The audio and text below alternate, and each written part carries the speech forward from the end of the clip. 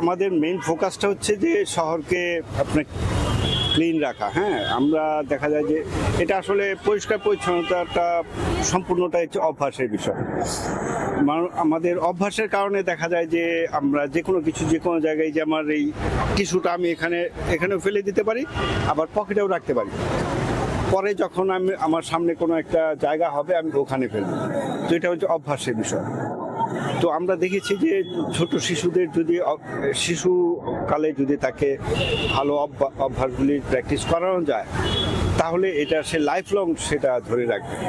সেই জন্য আমরা ফোকাস করেছি যে সিলেটের আজকে যারা স্কুলে পড়াশোনা করছে ছোট বাচ্চারা, ওদের ভেতরে এই যত্রতত্র ময়লা ফেলার যে বিষয়টা, এই বিষয়টাকে সচেতন করার জন্য এবং তাদের যেন ভালো হ্যাবিট গ্রো করে। আসলে মানুষের সব কিছু হচ্ছে মানে যোগফল কিছু ভালো অভ্যাসের।